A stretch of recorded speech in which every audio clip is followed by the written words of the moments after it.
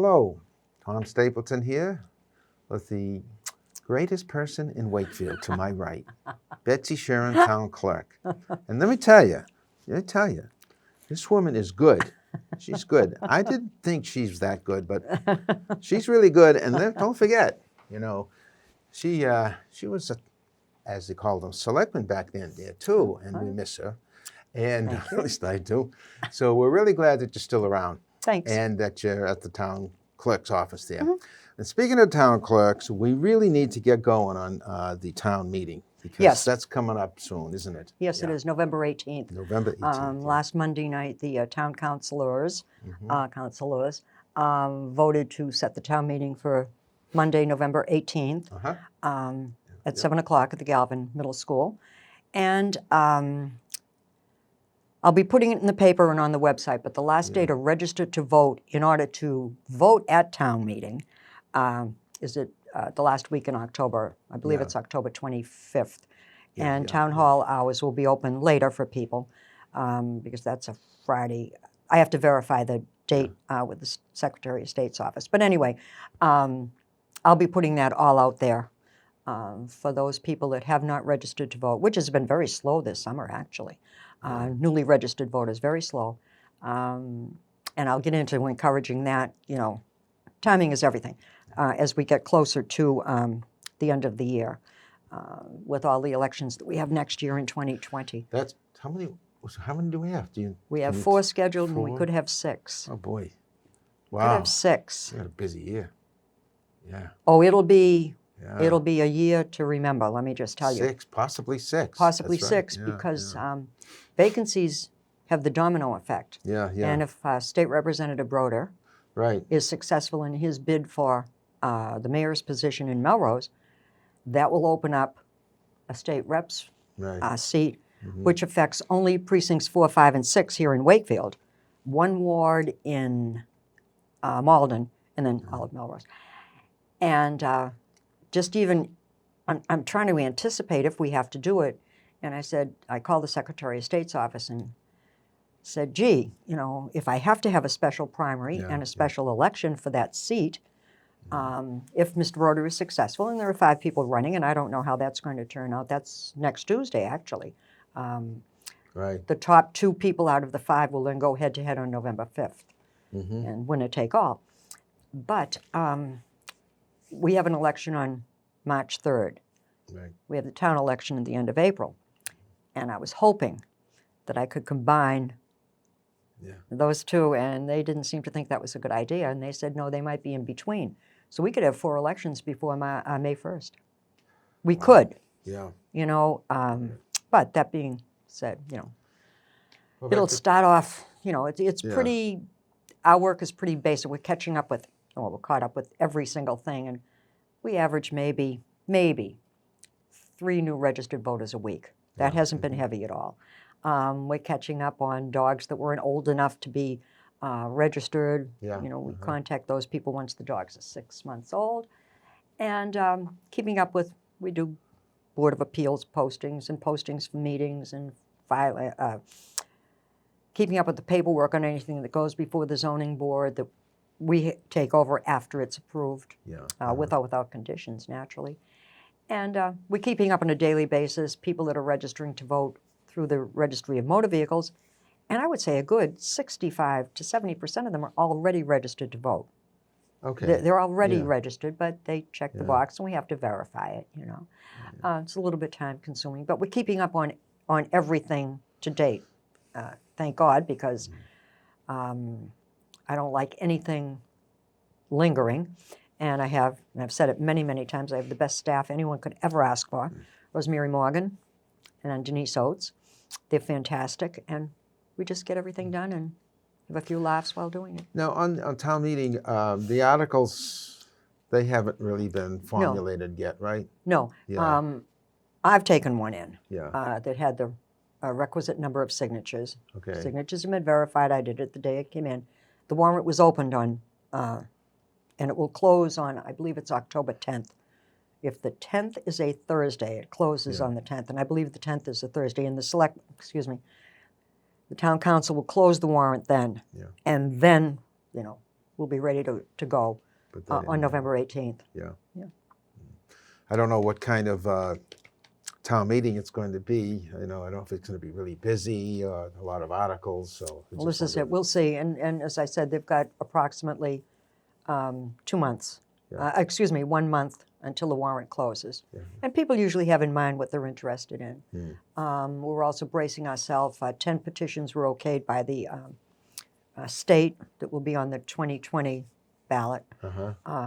And we'll have to start verifying all those signatures and so forth and so on. And they come in dribs and drabs and whatever. But, we keep up with it every day. Because if you let it get behind you, then you're in trouble. Then you're in trouble. Then catch up. Yeah. Well, it wasn't a busy summer from what you're saying. No. Because the weather's been great. Fabulous. Yeah. So now it's like our business here, we were very busy, but when the fall comes in, it just seems like everything just There's more meetings to comes right post, down and they on have to you. come Yeah. through us, Yeah. through the town clerk's office. There are more meetings. Naturally, they don't. The commissions and boards and council don't meet that many times during the summer. People are away. You have to appreciate the fact that these are all volunteer jobs that the boards and commissions, the members serve, on which the members serve. So, they have a life too. Yeah. But the meetings will pick up, subcommittee meetings of the school committee and so forth and so on, and they'll pick up. We have quite a few of them to do because they have to be posted within a certain number of hours prior to the opening of the meeting, and. So what are some of the other things that are coming up that you want to talk about today? I think. All right, what's coming up is I will be getting everything ready. Well, I'll take 1 month at a time. All right, the first thing will be town meeting. Okay. So we'll get through town meeting on November. Then I'll kick into notifying any person that still has money in their political account. Okay. They have to file an end of the year report. And even people that don't have money that are still serving have to file it. And then we get those on the website. Now, I usually I'll remind them in November. Then I'll remind them again in December. And they usually do on the middle of January in my office, all clocked in, put back in their folders. Then they go on the website for those that are interested. So that's one thing out of the way. I've really been pushing for the dogs to be registered. So we usually get 1,500 tags. We had to order an extra 200. And we're well into those.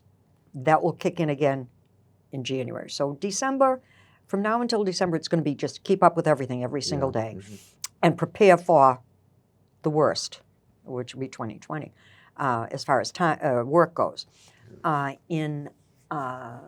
just got a notice from the people that send out our census. They have given me a drop-dead date from when to what we can send in the names that will go in the street list. And, excuse me, not in the street list, in the census. Come back to me on street list, Tommy, if you don't mind. But anyway, I misspoke. But those should arrive in the people's homes, one per family, probably mid-January. And that will also be the time to register their dogs. They can do it in one fell swoop. Right.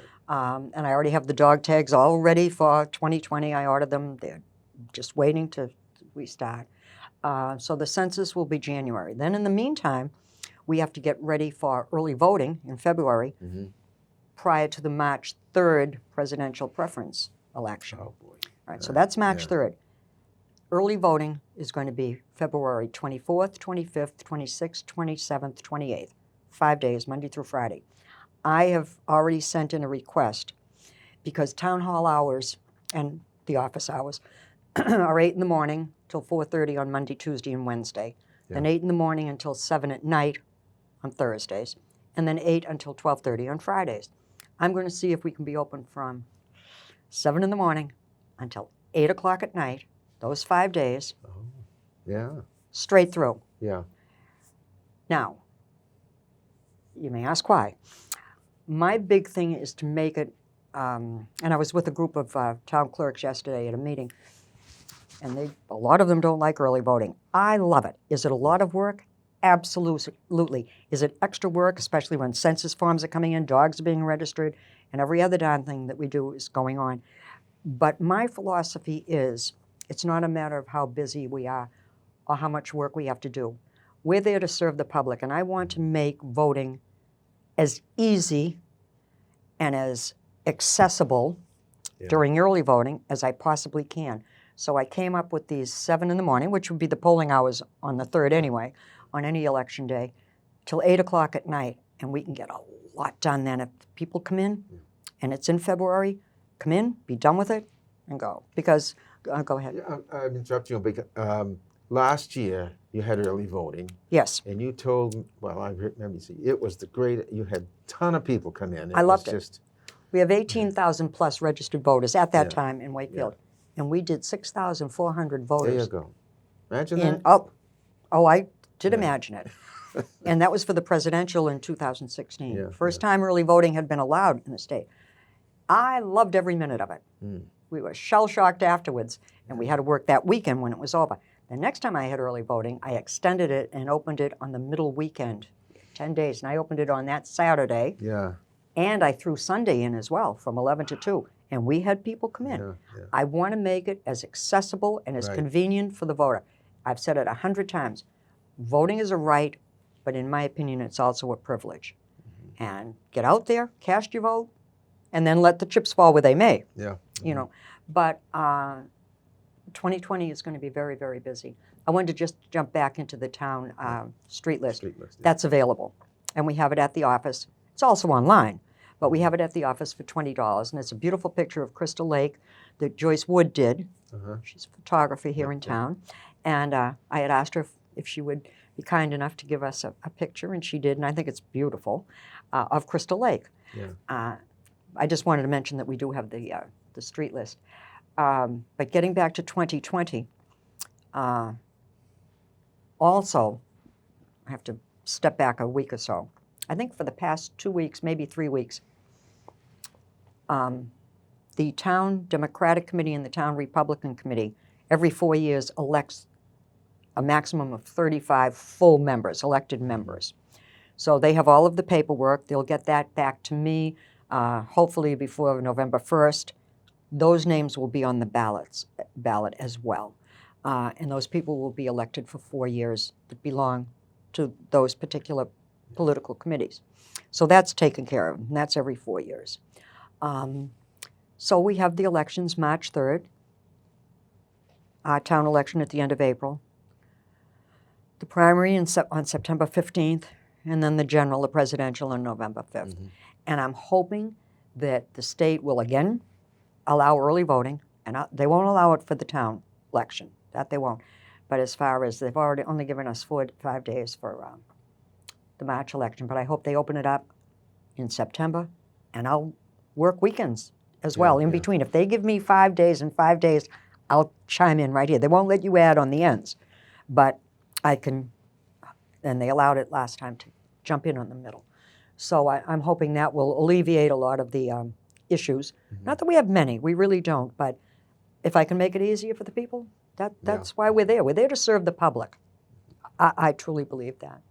Well, I think that my feeling is that when it was decided to have the polling area at the Galvin, I mean, my opinion, I think it's just great. I mean, I know there's probably some people who feel it's different, but it's one location, and they say, well, and the people usually when they vote, they're in and out. So I mean, you may not be able to find a parking space right when you want it, but just wait a minute and somebody's moving out. So I think it's just a great idea. Yeah, we moved them out. It's so efficient, it's unbelievable. We can settle a problem right that second. Right.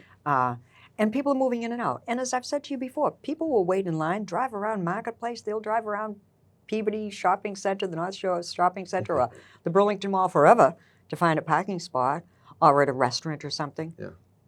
You know, this doesn't happen every day, voting, so be a little bit patient. The only thing that holds us up, and it is the only thing, and I'll be putting all of this in the paper where they can look, is people that don't know their precinct.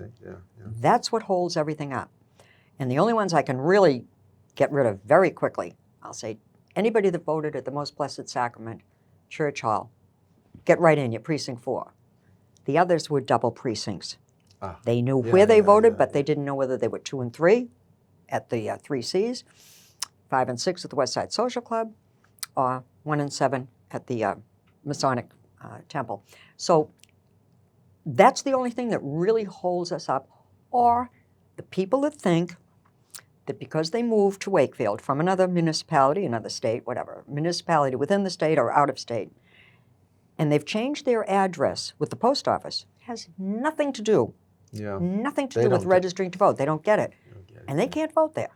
Yeah. And, I've really only had one, person that really gave me a hard time. Yeah. And he was still registered in Waltham. I said, go. You got plenty of time. But alas, that didn't happen. Yeah. So whether he won or not, I don't know. But that's not going to happen if they're still registered in another community. But you even have people standing there and asking what precinct you're in. That's right.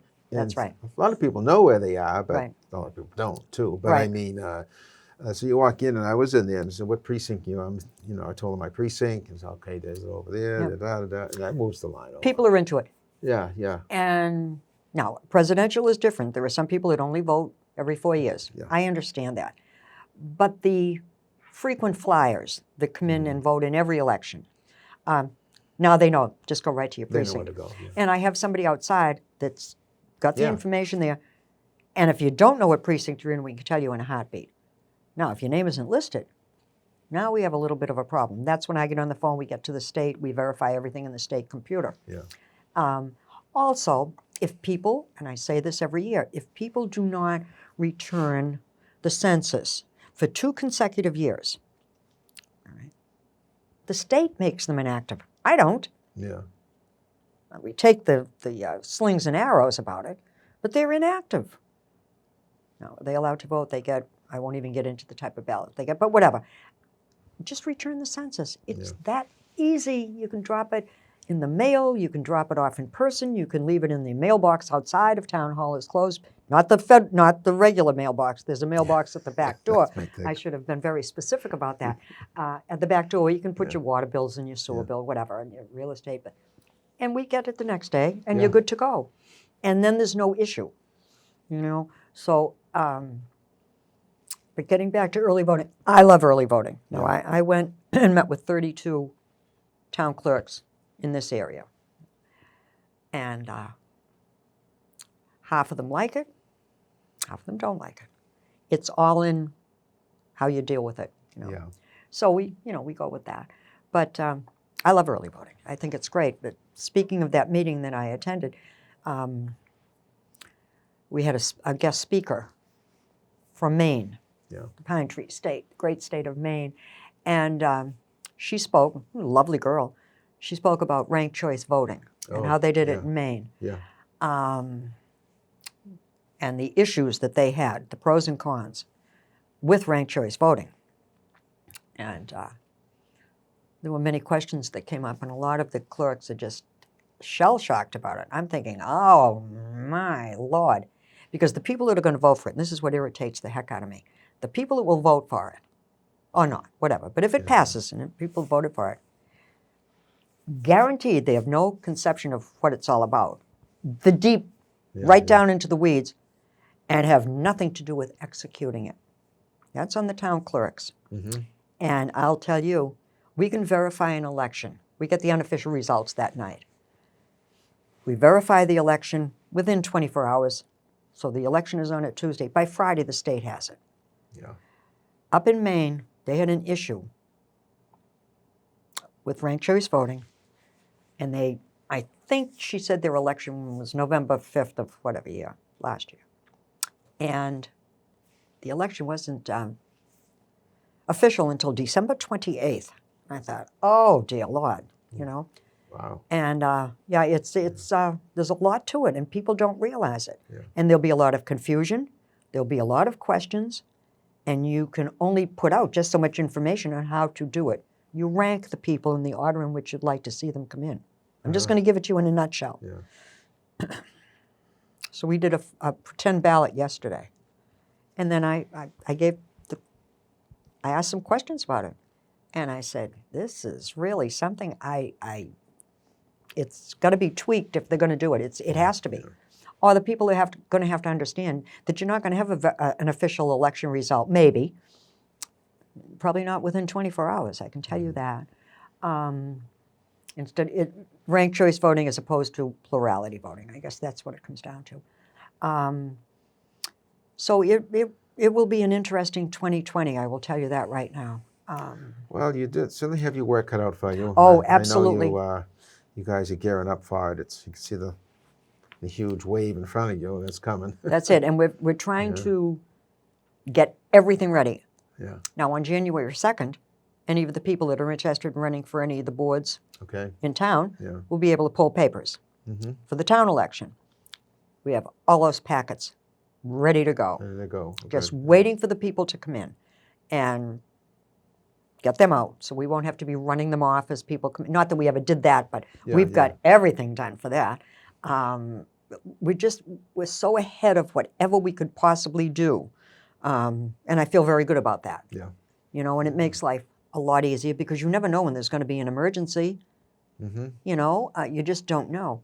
The bane of my existence, of course, is the Freedom of Information Act that the legislature passed, but was kind enough to exempt themselves from it. You know, which I thought was very, good of them. That's nice. Yeah. And I've mentioned that on a number of occasions, being the shrinking violet that I am when I see anybody that voted for it. That is the bane of my existence. By law, we have to answer them within 10 days. And unless we have a legitimate reason that we can't get the information right then and there. So you might send in a Freedom of Information Act under Donald Duck at gmail.com. We don't know who it is. Have no clue. Half the time you can't tell. I then have to figure out who would have this information, forward the request to them, dump more work on either building, DPW, tax, the assessors, whatever, accounting. Then they have to get it back to me, and then I have to get it back to you. It's like Tinkers to Evers to Chance, and backwards. And I get an average, when I think of it, I get an average of probably 7 or 8 a week. And mercifully, I had the IT department set up a laptop for me at home so that I can get into my town email at night when I'm at home, watching Jeopardy or something. And I can look and I can start the ball rolling right then and there, and so that when the department that I'm sending this request to, they see it first thing in the morning, and we can get going and get it off my plate. And be done with it. It's really a pain in the neck, to say the least. I'm not kidding you. Well, I think that I don't know. We've got a few minutes left here. Yes. Is there anything that we've missed at all, or that you've gone over? No, I don't think so, Tommy. I'd like to get into the town election more than anything. As I said, I'll be putting out there the not the ballot per se, but a list of all of the incumbents. Now, we don't know if they're going to choose to run or not. Some might, some might not. All the incumbents, the number of seats open, the length of the term for each particular one, and how many people will be elected, and get that out there so that people can, think about it and see if they'd like to become part of the solution if they have an issue, whatever, or not if they're satisfied with the people that are serving them. And so I want to get as much out as I can, but timing is everything. And, you can only see the same thing so many times. So I think I have to be very specific, and I have it written down in my calendar, when I'll send it to the item and when we'll get it on the website. All of the certain things, the people that have to be notified, and the general public if anyone wants to run. I understand that.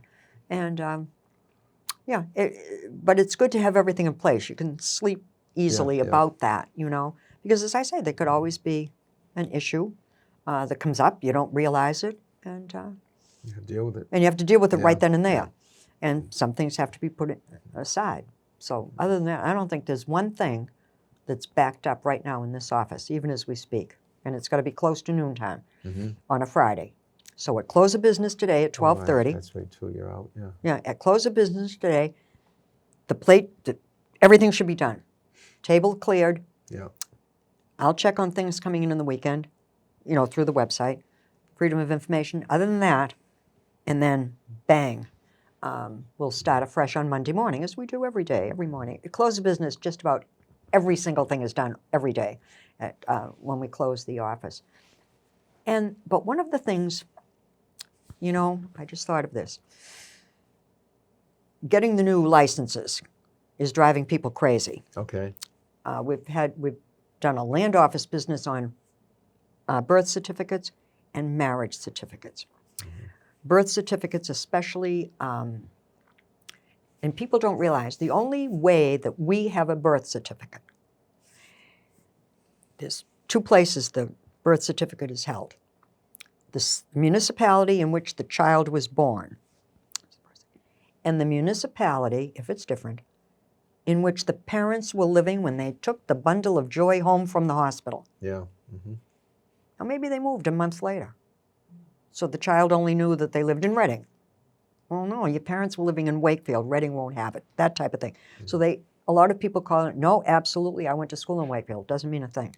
Yeah. So now we can always send them back to the hospital. Mm-hmm. A lot of people think that Melrose Wakefield Hospital is in Wakefield. Well, it's not. Melrose has it, Yeah. So that's a little bit of an issue. And then marriage certificates, women coming in, because back in the day, everybody changed their name, you know what I mean? Right. The women did. The only place that has a copy, or that has the original, which you never ever get, you get a certified copy, is the town in which, we went through this last time, Mm-hmm. Yeah. in which you filed your intention to get married. I don't care where you get married. I don't care if it was on land, sea, or in the air. It's where you filled out the intention to get married. And then we would have that. And if people can't remember, and some of the women say, I could have sworn we got married in Wakefield, we must have done it there. And I always say, where were you working at the time before you got married? Yeah. And 99 times out of 100, oh yeah, I was working in Woburn. Quicksand, yeah. I probably filled it out in my lunch hour, with my soon-to-be husband at the Woburn City Hall. That's how that works. And that makes it a little bit, I was like, oh, okay, all right. And I always say, Colin, figure it out. Yeah. And another added thing that we've had since I got this job, and it took me about 3 or 4 months to get it installed, but you can charge, people can get to us from out of state, Mm-hmm. and charge it. We mail it to them. We put it right on their credit or debit card. And that's an added bonus for them. Oh, gee, I live in New Hampshire now. I retired to Florida. I need a copy of it.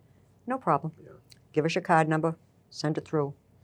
And Well, I think that last time we talked about this, so this is a good refresher for everybody, Right. because it's easy to, forget about it and not have to deal with it until, my license expires in a week. Exactly. I better do something about it. Exactly. And Exactly.